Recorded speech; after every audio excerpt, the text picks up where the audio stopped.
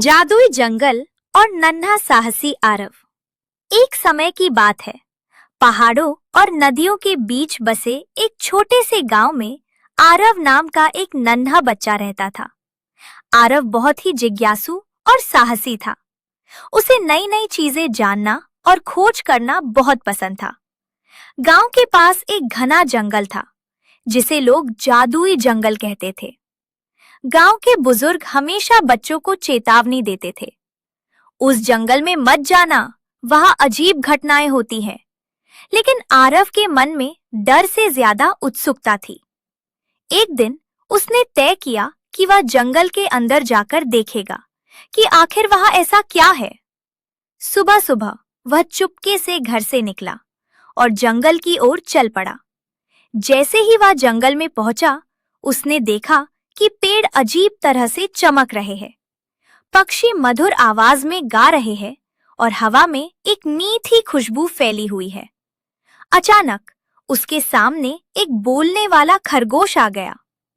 नमस्ते आरव, खरगोश ने कहा। आरव हैरान रह गया।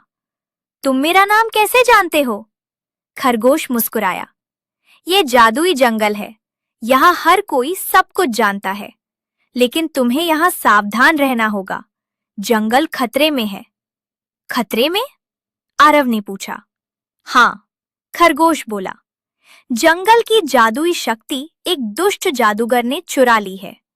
अगर उसे वापस नहीं लाया गया तो यह जंगल हमेशा के लिए सूख जाएगा। आरव ने तुरंत कहा, मैं मदद करूंगा। खरगोश उसे जंगल के अंदर गहराई में ले गया, जहां एक पुराना पेड़ था। उस पेड़ के अंदर एक गुप्त रास्ता था। दोनों उस रास्ते से होकर एक अंधेरी गुफा तक पहुंचे। वहां दुष्ट जादूगर रहता था। उसके पास एक चमकता हुआ क्रिस्टल था। वही जंगल की शक्ति का स्रोत था। आरव ने धीरे से योजना बनाई। उसने एक पत्थर उठाकर दूसरी तरफ फेंका। आवाज सुनकर जादूगर उधर देखने लगा।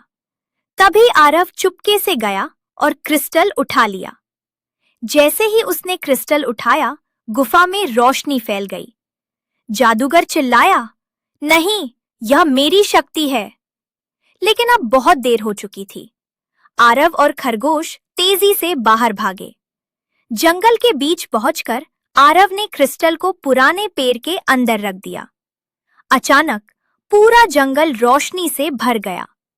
पेड़ फिर से हरे हो गए, फूल खिल उठे और पक्षी खुशी से गाने लगे। खरगोश बोला, तुमने जंगल को बचा लिया आरव, तुम सच में बहुत बहादुर हो। आरव मुस्कुराया।